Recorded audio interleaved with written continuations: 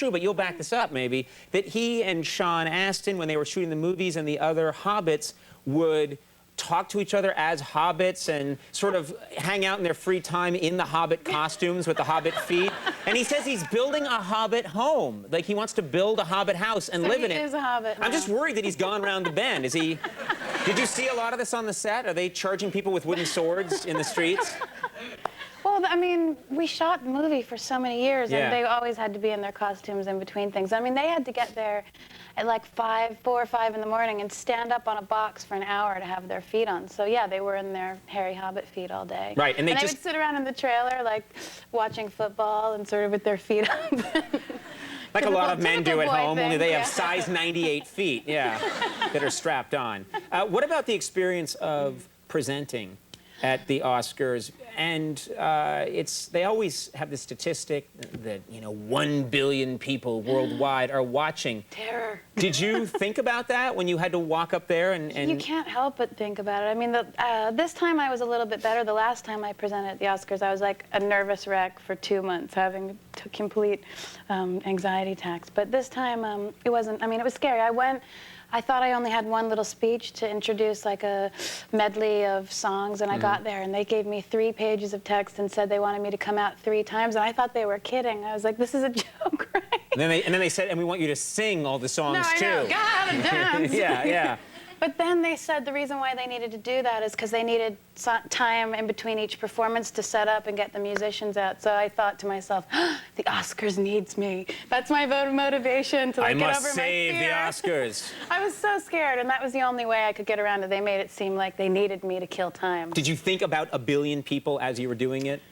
Oh, no. Yeah, that's a better way to do it. I do this show just for, like, the group of... I don't know how you do that. Well, I do it just for the group of people here, because if I start thinking about the 900 people watching at home, that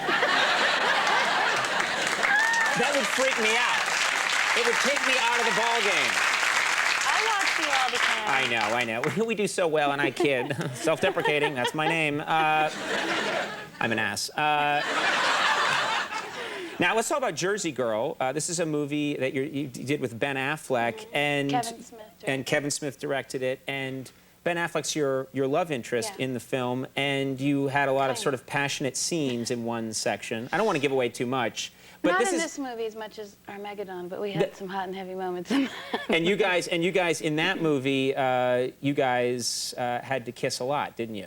Yes, in all sorts of strange places. I was looking online the other day at some photos of us, like, making out in a puddle and on an oil rig and in the turbo booster of the shuttle. You went online to watch yourself making out with Ben Affleck?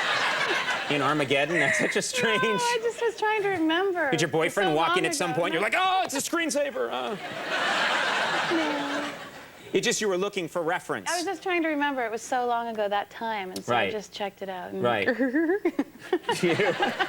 Do you do that? I mean, if you go online and looked yourself up, there'd be so many... You can't get into that, right? You can't... Sometimes it's fun to look at pictures and stuff, but it's, yeah, it does make you slightly neurotic and insecure because everybody's critiquing all sorts of silly things, but... Right, right. Better not even to think about it. Yeah. Let's talk about the premise for the movie, because we're going to show a clip. What do people need to know? Well, basically, Ben gets married, they have a baby, the wife dies in childbirth, and then he moves back, he loses his job and moves back in with his father, George Carlin, in New Jersey.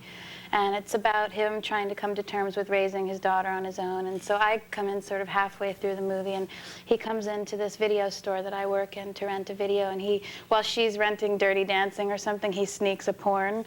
And I am a grad student writing a thesis paper about men's fascinations with pornography. So I start like, you need to write a thesis on that. What could be the attraction? I wonder why they watch it.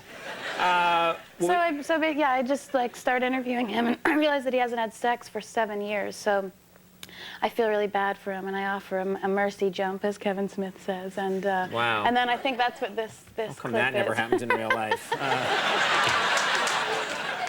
All this Hollywood ideas. I feel sorry for you. I'll have sex with you. Let's take a look at this clip from Jersey Girl. Okay. Now,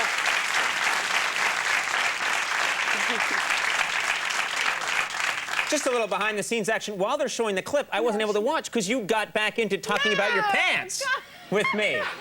Yeah. You were like, yeah, they really do. Yeah, and it's right here. And I'm like, come on, watch the clip. Oh, my God. What's my problem? I like